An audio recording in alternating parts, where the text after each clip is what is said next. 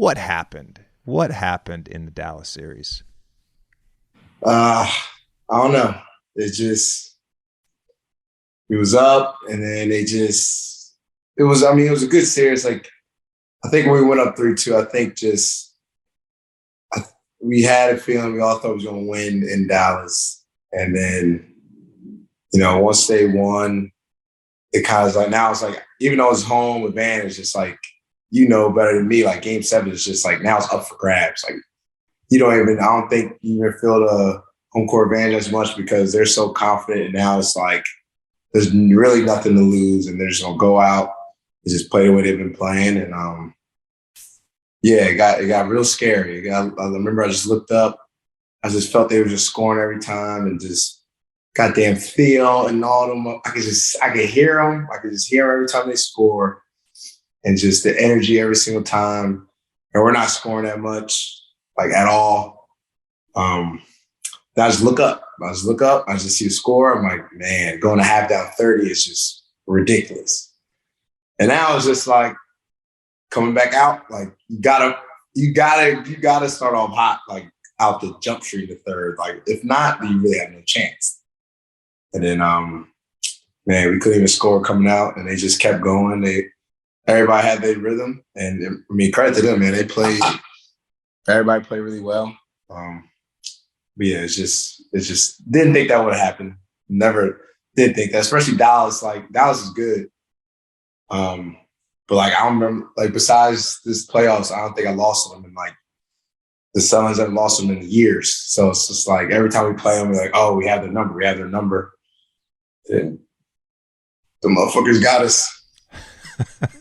I was going to ask both of you guys this. Mikal, JJ and I were talking about this a little bit when we were watching Game 7 this past weekend. Is there something to be said, JJ, you've been in a bunch of Game 7s in the playoffs, of there's the road team has an advantage sometimes because it almost feels like you're playing with house money. Like, everyone thinks the home team is going to win, and so they get tight a little bit? It's just, if you could, it's always sometimes stuff at home where, like, somebody going to run or whatever, and then you miss it, you can hear your crowd. You can hear your crowd just like, like, all right, we get it, goddammit. Like, yeah, we know. So now it's like a little mental to you. On the road, you miss, they're cheering. They're cheering. And then you're here, man, fuck that. I'm gonna make the next one. Fuck that. They think I missed. Okay, I'm gonna make the next one. So it's just like, it's that little bit of feeling sometimes where, like, you just have just a little bit more pressure at home because you're, like, supposed to win, and the crowd knows it too, and they got their emotions. So once you start missing and you hear them sighs, and just now it starts to get to people sometimes.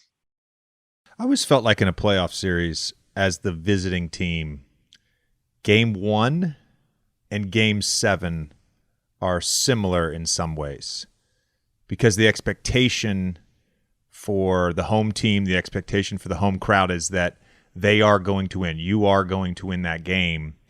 And when things start going south, there's a palpable tenseness in the arena. And from watching that game, I felt that tenseness. There was that lack of just free and clear. As athletes, we play our best when we're free and clear. And you guys in particular, especially in that first half, it felt so cluttered. Whereas Dallas, on the other hand, felt free and clear. Are you? I'm not. This is not meant to troll you. This is a legitimate question as someone who knows you. No, Were you embarrassed by Game 7? Were you embarrassed by that game? I know you're not embarrassed that you went 7 games with the Mavs. I know you're not embarrassed that the Mavs beat you, or that you shouldn't be embarrassed about the season you guys had coming off of finals appearance.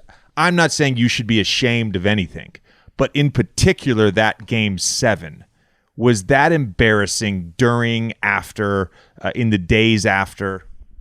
For sure. Like, man, it's going to be known. Just every time somebody talks about a Game 7, you just know it's going to be thrown there. It's going to be there. I don't know if look, I don't know if it set a record or anything like that. So if it did set a record, then you're really going to see it all the time. But other than that, like you're just whenever it's game 7 or even just playoffs in general, just like the first thing is going. You already know, JJ, like with teams you've been, like all they remember is going to be that game 7. Like even the series, they're just going to remember that game 7. It's like, well, next year, you get ready for next year. All they're going to talk about was you remember what happened in game 7. So I don't know, man. I was definitely embarrassed, and it sucks. We had Tim Legler on the podcast to talk about all the playoff series, and the timing of it was that we recorded it after game 2 of the Phoenix-Dallas series. And when we got to your series, he brought up a play with Booker where he left his hand up on a 3 in the corner. You guys were up a bunch of points, and his comment, which stood out, was something along the lines of, I don't know why you have to do that. You're just so much better. And that part of the comment, I don't think anybody really bat an eye at. Like, I felt you guys were much better than the Mavs. I think the general basketball world expected you guys to win. But give them credit. From your perspective, from your team's perspective, what changed after that second game? Because even in game 5, game 6, which obviously was in Dallas, like even those 4 games in between game 7, that was as good game-to-game adjustment as I saw from a team in this year's playoffs. Sure, they just they made it tough, man. Like just made it tough on like our main guys. C and Book. They just made it tough on them. And we're used to the adjustments and stuff, but I mean they did a great job. And then when they were at home, them guys getting their confidence. I think I always credit Finney for what he does, just being in the same role as him and understanding that. Like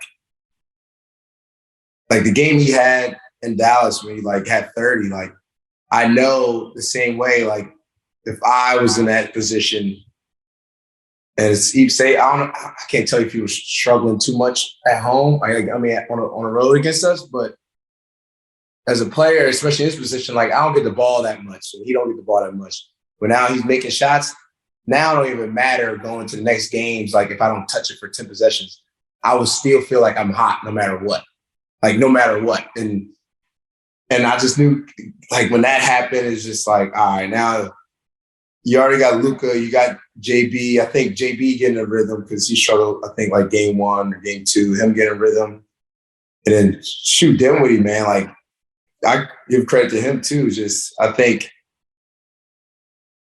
him on that team, we played them a lot and he wasn't there. I think it was our first time playing him when he was there. And he hooped. He did what he did. He was hitting all his shots, his step backs and all that stuff. But Jason Kidd, bro, his adjustments and what he was trying to do to limit C and Book and make other guys like us beat them and stuff like that. He did a hell of a job. Was there anything in particular about Luka that he did? You felt like he did differently or like surprised you at all? No, not really. I think sometimes him being so close to the rim, because they space out, when they put Kleber in, they space out, like him being so close. And he's big, he's tall, he's strong, wide, and like his pace, like is real, like he can slow step so slow and get you just to leave your feet and it's over. So sometimes I think we did so well, it's just like him really being at the rim. And then like you just naturally see him right there. And you just like look to go see if he's about to make the shot. And the dude would just skip that shit across the court. And you just be like, turn around, wide open 3. You know what I'm saying? Like, I know he got the ball a lot and stuff like that, but he helped his teammates just get rhythms, even though when he might have had a layup or a little midi or in the paint. Like, so I give him credit for that because that was different because that was messing me up sometimes. Obviously, I got better at it like during the series, but that whole thing just slow 1-2 and still doing everything he's doing, and then still finding people when he has a lot of layups. So. Yeah, I think I talked about this with Mark Jones on the broadcast of Game 6 in Dallas, because Mark Jones made the point with Jalen Brunson and a lot of Villanova guys, how they always play off 2 feet. You know, they play out of their pivot game. They don't get caught up in the air, you know, and with no real plan and sort of making the decision in the air. And Luka's sort of the opposite of that. You know, he's really as good as anyone, especially going to his right hand, where he'll do 1-2 slowly, get up in the air, and he is looking at everyone's head.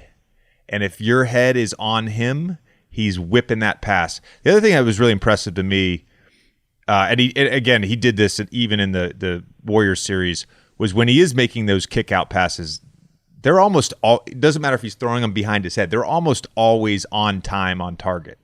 There's no high pass, low pass. Like his percentage of on time, on target passes in traffic is impressive. And that goes back to what you were saying about size. And, you know, I talked about this during the Warriors series. So much of your series versus the Warriors series for the Mavs was simply making or not making wide open threes. You know, they shot 48% on open threes against you guys.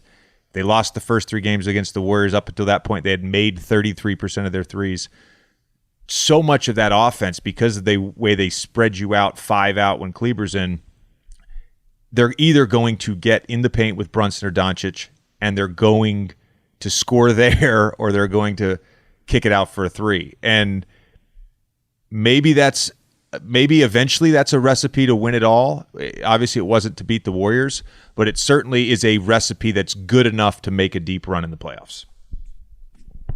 Sure. I agree.